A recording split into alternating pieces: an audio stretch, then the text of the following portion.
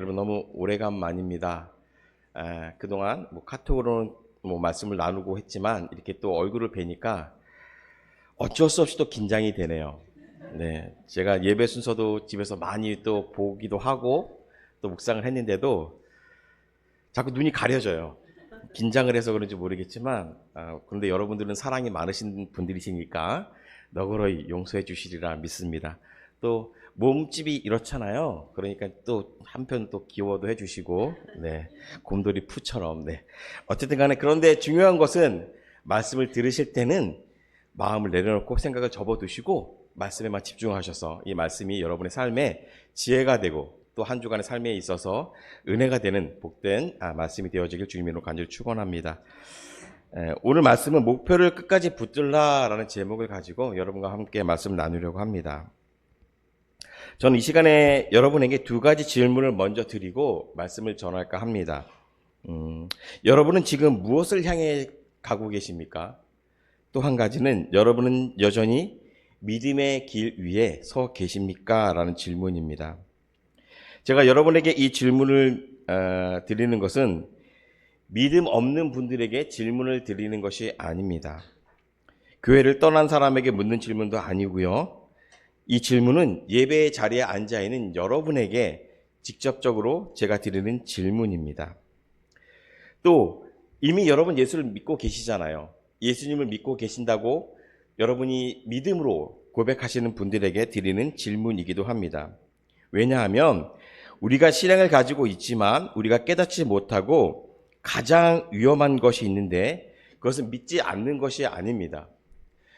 신앙생활하면서 가장 위험한 것은 무엇이냐면 내가 믿는다고 고백은 하지만 그 올바른 믿음의 길로 걸어가고 있는지 올바른 믿음으로 달려가고 있는지가 굉장히 중요하기 때문입니다. 여러분, 사람은 가만히 있어도 시간은 흘러가게 되어 있습니다. 그런데 중요한 것은 신앙은 가만히 있으면 자동으로 유지되지 않습니다. 그럼 어떻게 해야 될까요? 방향을 점검해야 된다는 것이죠.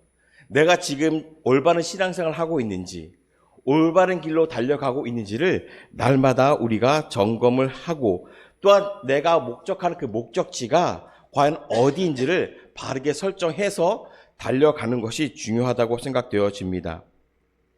그래서 오늘 제가 여러분에게 드린 이 질문은 여러분의 생각과 마음을 흔들기 위한 질문이 아닙니다. 제가 드린 질문 때문에 여러분의 마음이 생각이 혼잡스러워지고 고민이 되어지라고 드린 질문이 아니라는 것입니다. 제가 여러분에게 드린 그 질문들은 다시금 여러분의 믿음을 바로 정립을 시켜서 올바른 길로 올바른 믿음 신앙생활 하시길 원하는 마음으로 여러분에게 질문을 드린 것입니다. 오늘 본문의 고백을 한 사도 바울의 상황은 어떠했습니까? 여러분도 잘 아실 것입니다. 이 빌립보서를 기록할 당시에 바울은 로마 감옥에 갇혀 있는 상황이었습니다. 이 감옥에 갇혀 있다라는 것은 무엇입니까? 예전에는 자유롭게 복음을 전할 수 있었지만 지금은 그 자유를 잃어버린 상태였어요. 내가 전하고 싶고 내가 달려가고 싶고 내가 부르짖고 싶어도 마음대로 전할 수 없는 상황 가운데 있었다라는 것입니다. 또 모든 사역은 이제 점점 쇠퇴해질 수밖에 없었어요. 이제는 자유가 있었기 때문에 내가 가고 싶은 곳은 어디든지 갈 수 있었어요. 내가 전하고 싶은 것은 얼마든지 전할 수 있었어요. 누군가 나에게 핍박을 하고 돌을 던져도 나는 그 사역을 계속할 수 있었어요. 그런데 지금 바울은 그럴 수 있는 상황이 아니었어요. 왜? 감옥이라는 그 좁은 공간 안에 내 몸이, 내 육체가 갇혀 있기 때문입니다. 내가 하고 싶은 것을 할 수 없으니까 점점점 복음 전하는 것이 쇠퇴해질 수도 있었던 상황이었습니다. 즉 바울 사도의 사역은 눈에 띄게 줄어들 수밖에 없었어요. 지연이 될 수밖에 없었습니다. 사람의 눈으로 보면 바울의 인생은 이미 정점을 지나서 이제는 점점점 밑으로 내려간다라고 생각할 수밖에 없었을지도 모르겠습니다. 어쩌면 이제는 할 만큼 다 하지 않았는가? 어쩌면 이제는 마무리 단계가 아닌가? 이런 평가를 받을 수 있는 자리에 있었습니다. 그런데 바로 이 자리에서 바울은 고백을 합니다. 어떤 고백을 합니까?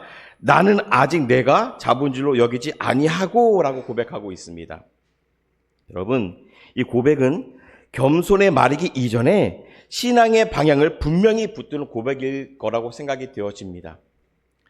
바울은 자신의 현재의 처지를 하나님의 부르심의 기준으로 삼지 않았습니다.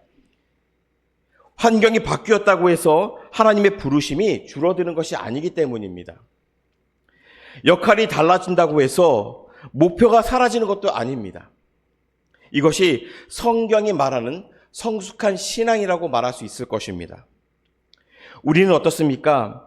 환경이 바뀌면 우리의 사역이 제한된다고 생각을 해요. 나의 상황이 바뀌면 내가 할 수 있는 상황이 줄어든다고 생각을 합니다.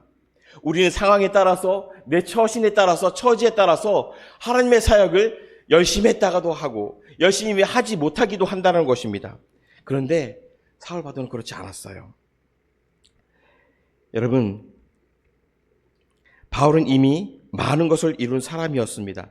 그러나 그는 이미 이루었다, 이미 다 이루었다라고 말하지 않습니다. 그렇다고 해서 나는 아무것도 아니다, 나는 이제 아무것도 할 수 없는 사람이다 라고 말하지도 않습니다. 바울의 이 태도는 매우 중요하다고 생각되어집니다. 그 이유는 신앙에서 가장 위험한 순간은 어떤 때인가?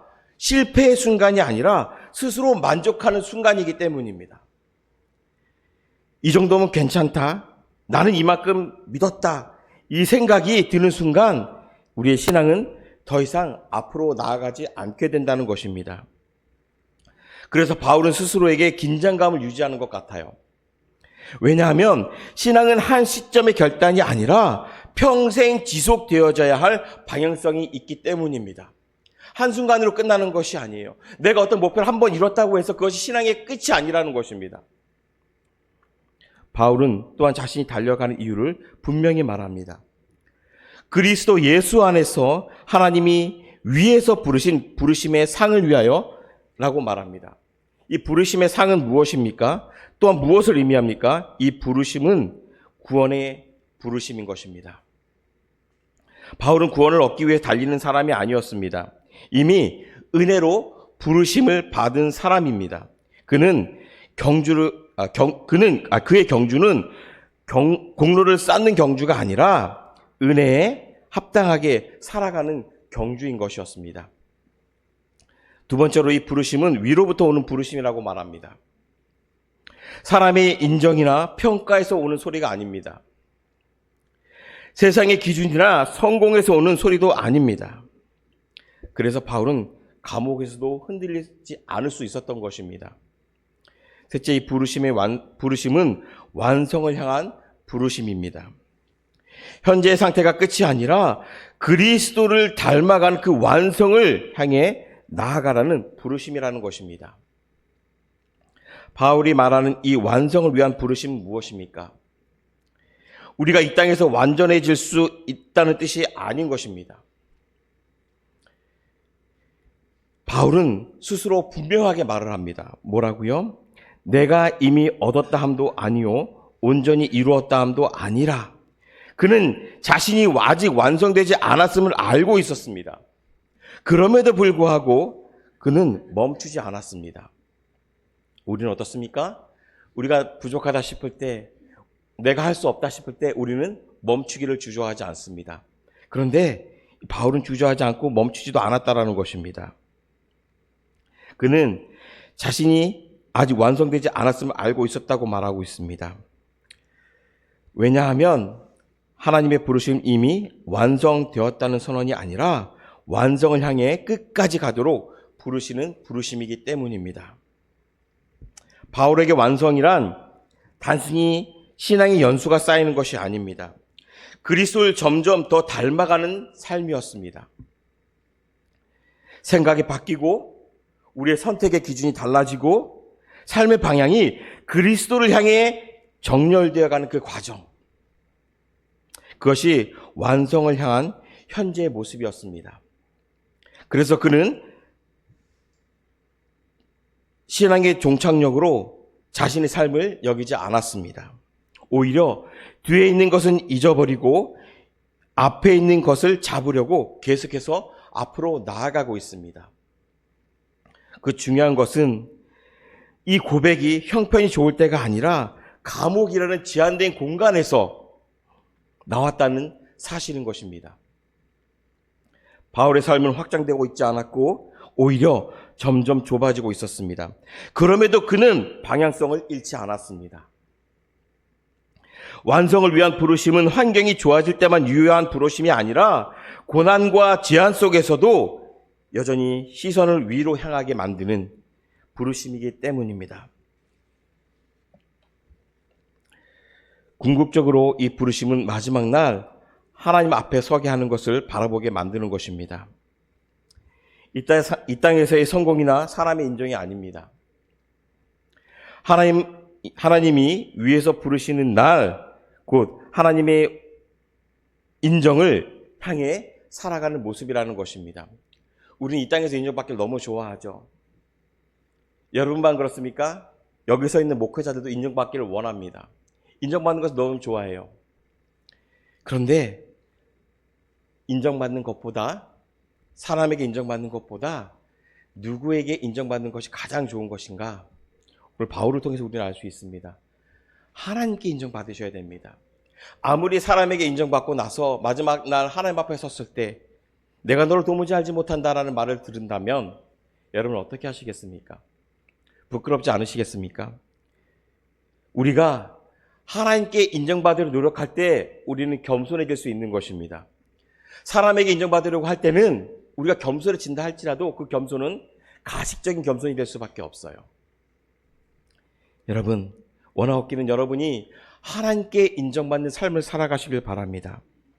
사람이 뭐라 부르든 사람이 뭐라 여기든 우리가 겸손해진다면 그 누구도 우리를 손가락질할 사람이 없고 욕할 사람이 없습니다. 우리 스스로가 높아지려고 하기 때문에, 누군가를 누르려 하기 때문에, 누군가를 이기려고 하기 때문에 우리는 손가락질 받을 수밖에 없어요. 여러분, 우리는 이미 구원받은 성도들입니다. 우리는 그렇기 때문에 현재에 안주하지 않아야 합니다. 그럼 어떻게 해야 됩니까? 그리스도를 닮아가는 삶을 살아야 합니다. 마지막 날까지, 여러분이 예수 그리스도를 만나는 그날까지 그리스도를 닮아가는 삶을 끝까지 이루어 가야 한다는 것입니다. 그것이 믿음의 길을 걷게 하시는 하나님의 지속적인 부르심이라 말할 수 있을 것입니다. 바울은 말합니다. 뒤에 있는 것은 잊어버렸다고 말하고 있어요. 뒤에 있는 것은 잊어버리고, 바울이 말한 이 뒤에 있는 것을 잊어버리라는 말은 과거를 기억하지 말라는 뜻이 아닙니다. 이것은 과거를 부정하거나 지우라는 명령도 아닙니다. 바울은 오히려 자신의 과거를 누구보다 분명히 알고 있었고 그 과거 위에 하나님의 은혜가 어떻게 임했는지도 분명하게 알고 기억하고 있었습니다.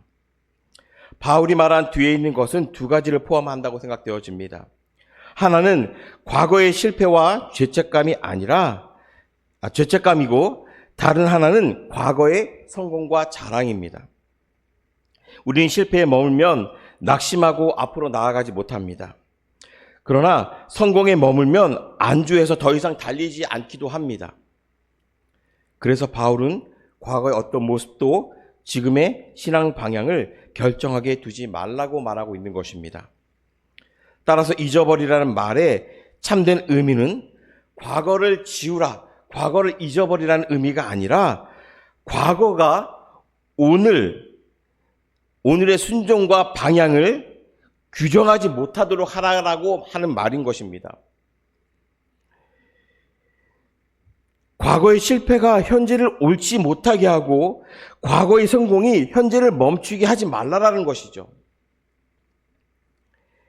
바울은 성도들에게 과거에 머물러서 있지 말고 오늘 하나님이 부르시는 방향을 향해 다시 앞으로 나아가라고 권면하고 있습니다. 하나님은 우리를 과거에 머물게 하지 않으십니다. 하나님은 언제나 오늘 우리를 부르시고 오늘의 믿음으로 다시 한 걸음씩 나아가게 만드십니다. 또 본문에서 바울이 말한 앞에 있는 것을 잡는다라고 표현하고 있습니다. 앞에 있는 것을 잡는다.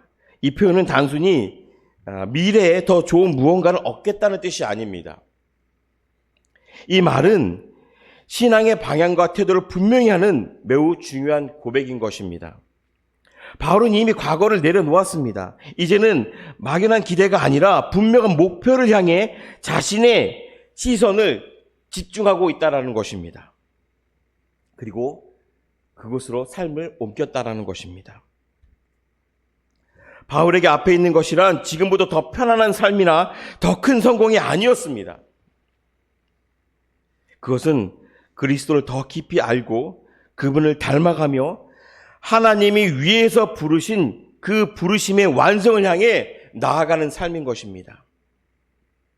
바울은 앞에 있는 것을 잡으려고 달린다고 말하는데 이것은 막연히 기다리는 태도가 아니라 이미 부르심을 받은 자로서 의지적으로 붙드는 결단을 말하고 있는 것입니다. 디모데전서 6장 12절을 보도록 하겠습니다. 함께 읽도록 하겠습니다.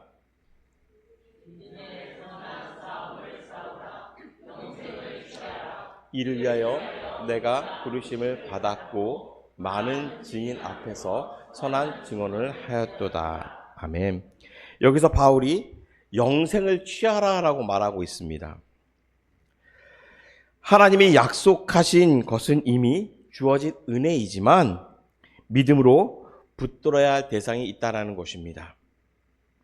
또한 앞에 있는 것을 잡는다는 것은 현재의 상태를 신앙의 종착지로 여기지 말라라는 것입니다.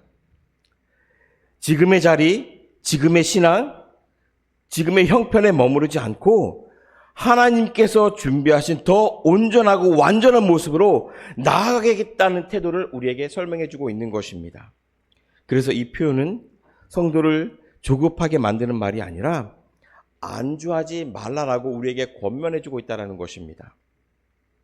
결국 바울이 말한 앞에 있는 것을 잡는다는 의미는 과거에 묶이지도 않고 현재에 머물지도 않으며 하나님이 부르시는 방향을 향해 끝까지 믿음으로 전진하겠다는 신앙의 고백이 되었다는 것입니다. 여러분, 이것이 바울의 평생 붙들었던 신앙의 자세였고 오늘 우리에게도 요구되는 믿음의 태도인 것입니다. 바울은 과거를 내려놓은 그 자리에서 분명하게 목표를 붙듭니다. 앞에 있는 것을 잡으려고 신앙이 흔들리는 이유는 대부분 믿음이 없어서가 아니라 방향이 잘못되었기 때문입니다. 우리가 왜 믿는지, 무엇을 향해 가는지 분명하게 우리가 그것을 생각하고 고백하지 아니하면 우리의 신앙은 쉽게 지칠 수밖에 없습니다. 목표가 없는 것은 지칠 수밖에 없어요. 방향성이 제대로 가지 못하면 우리의 힘만 소모할 뿐입니다. 바울의 목표는 분명히 했습니다. 그리스도를 닮아가는 것, 하나님의 나라를 완성을 바라보는 것, 이것이 그의 삶의 방향이었습니다. 그렇기 때문에 그는 표대를 향해 달려간다라고 고백을 하고 있습니다. 이 표현은 신앙의 본질을 아주 분명하게 보여주는 말이기도 합니다. 이 말은 열심히 살겠다는 추상적인 다짐이 아니라 삶 전체가 어디를 향해 달려가는지 또는 어디를 향해 무엇을 향해 정렬되어 있는지 드러내는 신앙의 고백인 것입니다. 바울이 사용하는 이 표현은 고린도전서 9장 26절을 함께 보도록 하겠습니다. 함께 읽도록 하겠습니다. 그러므로 나는 다름질을 하기를 방해 없는 것 같이 하지 아니하고 싸우기를 허공을 치는 것 같이 아니하며 라고 고백하고 있습니다. 나는 다름질을 하기를 방향 없는 것 같이 하지 아니한다라고 말하고 있습니다. 신앙이란 어디로 가는지 모른 채 뛰는 삶이 아님을 분명하게 말해주고 있습니다. 이 말은 무엇인가? 경기장에서 달리는 경주자의 모습에서 나온 말인 것입니다. 경주자는 어떻습니까?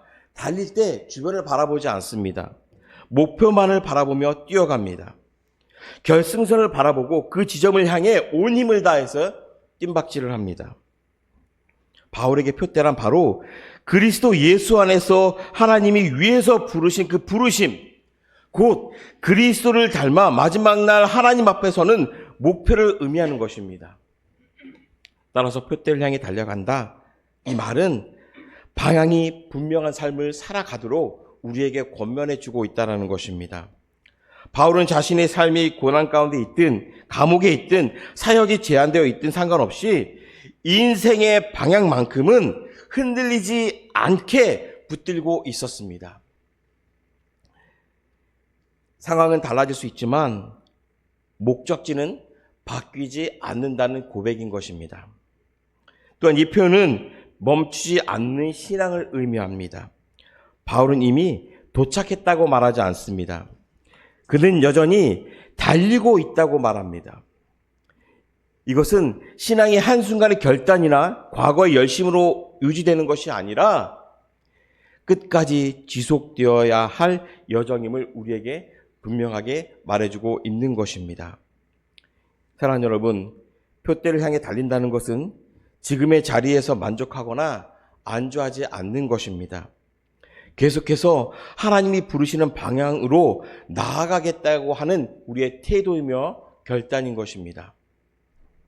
마지막으로 바울이 말하는 그 달림은 무엇입니까? 자기 힘만으로 애쓰는 질주가 아닙니다.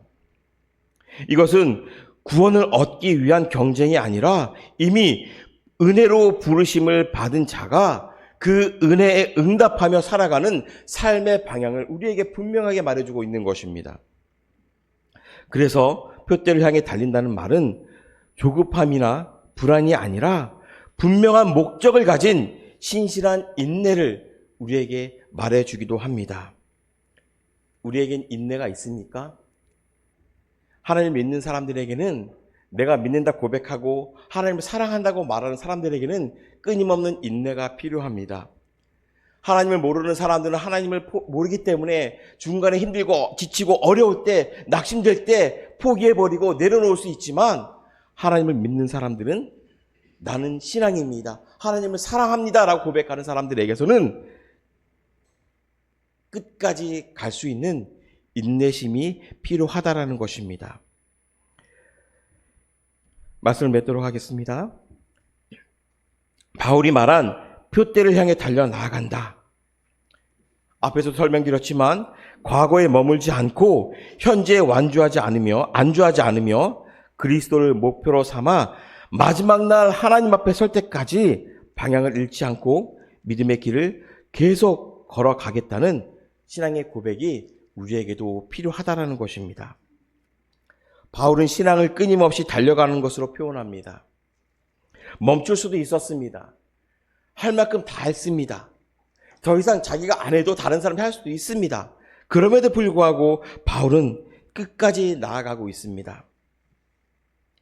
신앙은 잠시 쉬어갈 수는 있지만 포기해서는 안 되는 길이기 때문입니다. 우리의 속도는 다를 수도 있습니다. 우리의 상황도 서로 다를 수도 있습니다. 그러나 중요한 것은 무엇인가? 끝까지 가는 것입니다. 그래서 우리는 고백합니다. 나의 갈 길 다 가도록 예수 인도하시니. 우리의 신앙은 우리의 힘이 아니라 끝까지 인도하시는 주님의 은혜 아래 있음을 우리가 고백해야 될 것입니다. 사랑하는 여러분, 마지막으로 오늘의 질문을 다시 한번 마음에 상기시키고 싶습니다. 우리는 지금 무엇을 향해 가고 있는가? 우리는 여전히 믿음의 길 위에 서 있는가? 이 질문은 우리를 정죄하기 위한 질문이 아닙니다. 이 질문은 다시 길 위로 부르시는 하나님의 질문입니다. 제가 아닌 하나님이 여러분에게 묻습니다. 여러분은 지금 무엇을 향해 달려가고 계십니까? 여러분은 여전히 믿음의 길 위에 서 계십니까? 여러분이 이 두 가지 말씀을 날마다 묵상하시길 바랍니다. 그렇게 함으로 말미암아 여러분의 방향성이 혹시라도 세상의 부를 위해서, 세상의 안위를 위해서 살아가고 있는 것이었다면 돌이키시길 바랍니다. 이 세상에서 조금 부족해도 살아갈 수 있습니다. 하나님은 우리를 절대 포기하시는 분이 아니십니다. 하나님 우리를 낭만케 하시는 분이 아니십니다. 하나님 우리를 사랑하셔서 끊임없이 우리와 함께 하시고 우리의 고통, 아픔, 슬픔 모든 것과 함께 하시기를 원하십니다. 그 하나님이 여러분 이 땅에서 하나님을 위해서 조금이라도 나에게 내려놓는다고 한다 할지라도 여러분을 포기하시는 하나님이십니까? 아니시라는 것입니다. 여러분에게 그 믿음이 있으시길 바랍니다. 그래서 세상의 것을 위해서가 아니라 하나님 나라를 위해서, 하나님의 것을 위해서 여러분의 방향성을 조금 트셨을 때 나에게 조금 아픔이 있을지라도, 나에게 조금 손해가 있을지라도, 나에게 조금 힘듦이 있을지라도 끝까지 인내하시면 하나님이 여러분을 통하여 더 큰 놀라운 일을 이루십니다. 중요한 것은 무엇인가? 하나님은 여러분만을 위해서 축복하시는 분이 아닙니다. 여러분을 통하여 그 축복이 흘러내려가게 되어 있습니다. 여러분을 축복하심으로 여러분의 자녀가, 여러분의 가정이, 여러분의 지인이, 이 나라와 민족이, 이 교회가 풍성한 축복을 누리며 살아갈 수 있게 된다는 것입니다. 교회는 그런 분들의 모임인 것입니다. 세상을 향해 달려가면서 세상의 만족을 위해서, 세상의 풍요를 위해서, 세상의 권력을 위해서, 세상의 명예를 위해서 달려가시는 분들, 여러분 방향성을 바꾸시길 바랍니다. 과거에 머물지 마시고 현재에 안주하지 마시고 하나님이 부르신 그 부르심에 끝까지 믿음의 길을 걸어가는 우리 모두가 되어지시길 주님의 이름으로 간절히 축원합니다. 기도하겠습니다.